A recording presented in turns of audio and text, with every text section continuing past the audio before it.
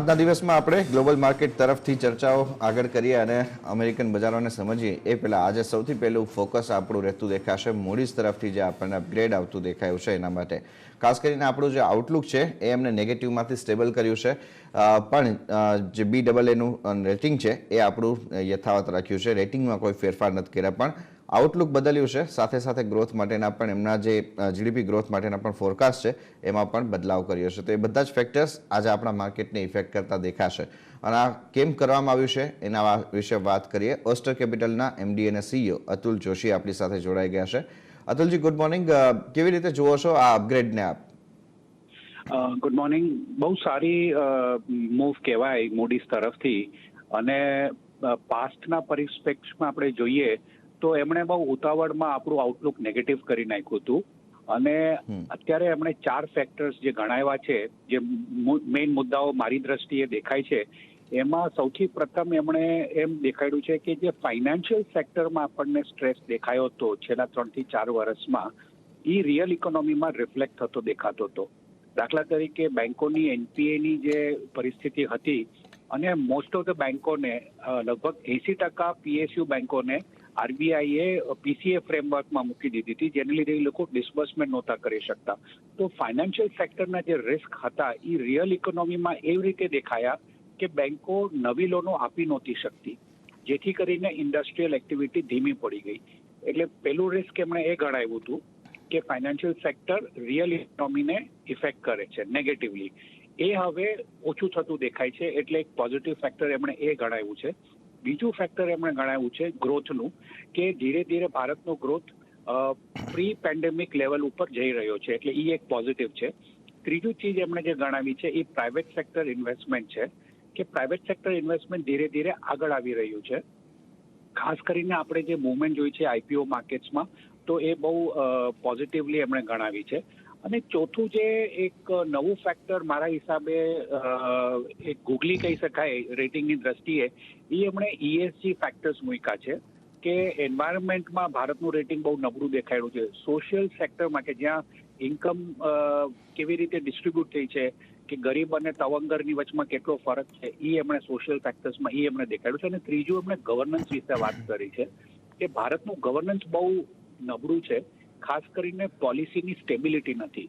અને આપણે ખાલી એક જ ઉદાહરણ આપીએ કે સોલારની જે પાવર પરચેસ એગ્રીમેન્ટ ઘણા બધા સ્ટેટોએ કરેલી, અને બધા હવે અત્યારે ના પાડી રહ્યા છે કે અમે એ જૂના ભાવ પર PPA ઓનર નહીં કરીએ. અને એ કેસ હજી સુધી જ્યુડિશિયરીએ ડિસાઇડ નથી કર્યા, 3-4 વર્ષ થઈ ગયા છે. તો આવી રીતે જે ગવર્નન્સની વીકનેસ છે, આ ત્રણેય ફેક્ટરને પણ એ લોકો અત્યારે આગળ લઈ આવ્યા છે. આ બધા ફાઇનાન્શિયલ ફેક્ટર્સ નથી. એટલે આ બધા જો ફેક્ટર્સને આપણે ગણીએ તો ભારતનું જે ક્રેડિટ રેટિંગ છે એ મારા હિસાબે પ્રેશરમાં રહેશે. રાઈટ. સર, એક સાથે પાછું અહીંયા એ સમજવા માંગીશું કે જે પ્રમાણે આપણે ત્યાં પેન્ટઅપ ડિમાન્ડ આવતી દેખાઈ રહી છે, અને ખાસ કરીને જે થર્ડ વેવ માટેની સંભાવનાઓ આપણે જે જોઈ રહ્યા હતા, કે જે પ્રમાણે ગ્લોબલ લેવલ ઉપર આની ઇમ્પેક્ટ આવતી દેખાઈ હતી, એ પ્રકારની ઇમ્પેક્ટ આપણને આવતી જોવા નથી મળી. તેમ છતાં આપણા જે ખાસ કરીને રેટિંગ છે એમાં જે કોઈ બદલાવ નથી કર્યો, એની પાછળ કયા ફેક્ટર્સ આપ જોવો છો સર?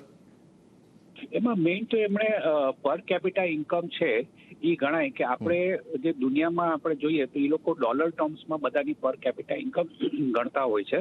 તો ભારતમાં શું થયું છે કે 2011માં આપણે જોઈએ, 2011-12-13, તો ભારતનું GDP એ જમાનામાં $3 ટ્રિલિયન હતું, કારણ કે રૂપિયો લગભગ 40 રૂપિયા હતો. આજે પણ આપણે $3 ટ્રિલિયન પાર કરવાની ટ્રાય કરીએ છીએ ડોલર ટર્મ્સમાં. એટલે થાય છે શું કે આપણે રૂપી ટર્મ્સમાં આપણું GDP બહુ સારું ગ્રોથ દેખાડે છે, પણ જ્યારે આપણે ડોલર ટર્મ્સમાં જોઈએ છીએ અને રૂપી ડોલરનો એક્સચેન્જ રેટ આપણે એમાં ફેક્ટર ઇન કરીએ છીએ, તો આપણે $3 ટ્રિલિયન આજુબાજુ છેલ્લા 10 વર્ષથી ફરીએ છીએ. ઇન ધ મીનવાઇલ આપણું પોપ્યુલેશન વધી ગયું, એટલે પર કેપિટા ઇન્કમ આપણી પાછી ઘટી ગઈ છે. પર કેપિટા ઇન્કમ ન હોય એટલે માણસ દીઠ આવક જો ઓછી હોય $2,000 આજુબાજુ, તો તમારું કન્ઝમ્પશન પાવર કેટલું દુનિયામાં? બહુ ઓછું. બીજા બધા નાના નાના દેશો લગભગ $10,000, $8,000, $7,000, આપણે $2,000 ફરીએ છીએ. તો એ પર કેપિટા ઇન્કમ જે કન્ઝમ્પશન છે ને, એ ફેક્ટર એ લોકોએ પ્રોમિનન્ટલી દેખાડ્યું છે કે જ્યાં સુધી પર કેપિટા ઇન્કમ નહીં વધે ત્યાં સુધી ભારતનું રેટિંગ અપગ્રેડ થવાના ચાન્સીસ ઓછા છે. Okay. Lastly sir, GDP growth માટેનું જે આઉટલુક એમણે આપ્યું છે, એને શું લાગે છે આપ કે આપણે એ લેવલ ઉપર રહેશું કે એને કદાચ આઉટ પરફોર્મ આપણે આરામથી કરી શકીશું?